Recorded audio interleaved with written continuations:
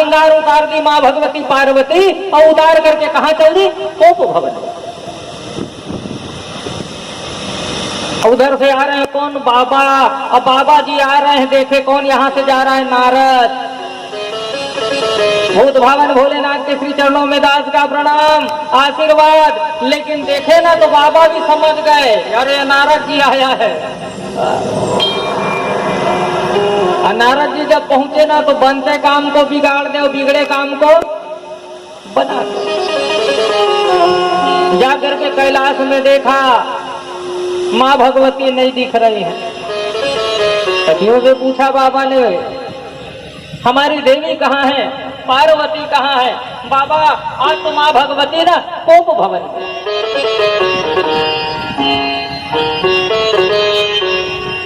मन ही मन विचार रही है माँ भगवती पार्वती, मैं तो सोचते थी मेरे पतिदेव भगवान जी अच्छे हैं, कुछ नहीं छुपाते, लेकिन आज पता चला कब की है, आने तो देख लूंगी।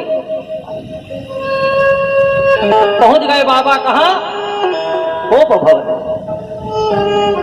देवी अरे क्या हुआ, क्यों आज कोप भवन में चले आई? अरे हमसे बात मत करो, हम समझते थे हमारे पतिदेव भगवान जी अच्छे हैं, लेकिन आज पता चला आप तो बड़े निश्चल हो, बड़े कपटी हो। देवी बात क्या है, बात तो बताओ। आप हमसे प्रेम नहीं करते, यदि प्रेम करते होते तो बताते ये मुंडों की माला किसकी है? बाबा के नेत्र सजल हो गए। देवी बस इतनी सी बात के लिए अब आपको इतनी सी बात लगता है? न जाने आप किनकी मुंडों की माला पहने विचरण करते।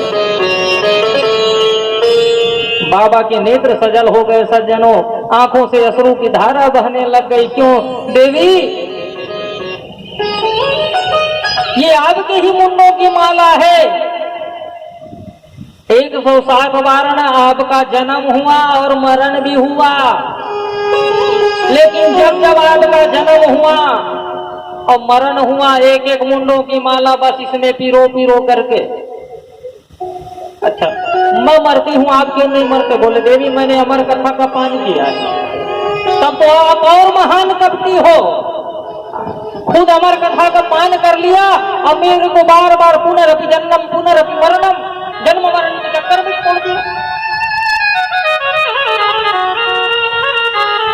हमें भी अमर कथा सुनाओ। अब जब कथा सुनाने की बारी आई,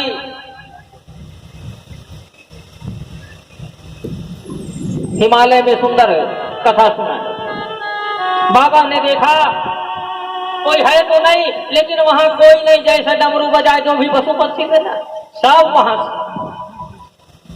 पड़ा है। कौन? वहां वो सुदूर का अंडा। बाबा कथा सुनाने लगे, माँ भगवती पार्वती बैठी है सामने और सुंदर कथा हो रही। बाबा ने सुंदर सुनाना प्रारंभ किया। सच्चिदानंद रूपाय विश्वोत्पत्त्यादि हेतवे अतापत्रय विनाशाय श्री कृष्णाय वयं नमः। कथा सुनते सुनते, और पहले परंपरा थी जी, कथा होती थी तो एक जन हुकरुआ बैठते थे। जब हम लोग छोटे थे तो कभी कभी याद आता है, स्वर्गीय भोलऊ राम जी भी हुकरुआ हुआ करते थे। हमारे घर खूब आना जाना, यहाँ के नौधा में, दरचूरा में नौधा हो तो वहां 9 दिन, क्योंकि आज ही ना दरचूरा वाले लोग याद कर रहे थे। हमारे एक हुकरुआ, आप क्या बताएं, पता नहीं उनका कौन सा कर्म बिगड़ा रहा होगा, इतना सत्संग आदि करने के बाद भी क्या बताएं। तो माँ बैठी है सामने और बैठ करके सुंदर बाबा कथा सुनाए। मैया ओम ओम। कथा सुनते सुनते पहुंच गए कहाँ? 11 स्कंद में। और जैसे 11 स्कंद में पहुंचे तो ज्ञान वैराग्य और त्याग की चर्चा है। सुनते सुनते माँ भगवती पार्वती को ना नींद आ गई। अब विचार करो भैया, शिव जी जैसे कथा सुनाने वाले के सामने माँ भगवती को नींद आ गई तो हम तो उनके चरण की धूल भी नहीं है। हमारी कथा में 2-4 लोग उंघाए, ये तो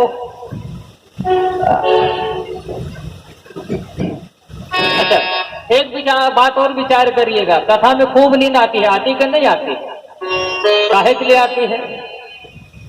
कथा से बाहर रहो तो दुनिया भर का टेंशन रहता है कि नहीं? अब कथा पंडाल में आके बैठ जाओ तो सारी टेंशन, सारी चिंता से मुक्त हो गए कि नहीं हुए? इसलिए तो संतों ने कहा है ये कथा राम की जीव के बड़े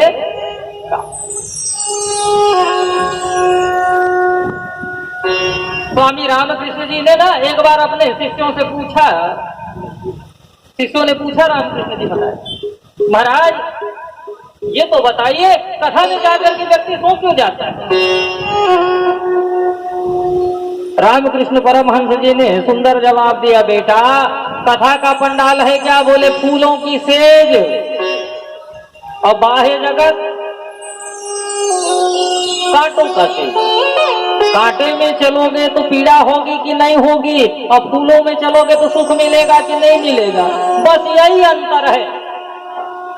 घर में आप जंगल के गद्दे में भी आराम करो ना तो नींद आने वाली, एसी चलाओ तो भी नींद आने वाली नहीं है, लेकिन कथा पंडाल में जैसे आए आप निश्चिंत हो गए तो नींद तो आएगी।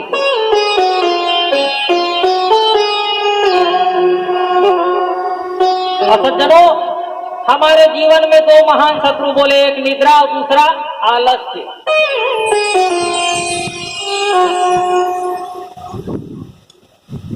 ये 2 महान शत्रु हैं। और यही निद्रा और आलस्य के चलते माँ भगवती पार्वती सुंदर अमर कथा से वंचित हो गई। संतों ने सुंदर कहा, उठ जाग मुसाफिर भोर भई, अब है कहाँ तू सोवत है। मुसाफिर भोर भई, अब है कहाँ तू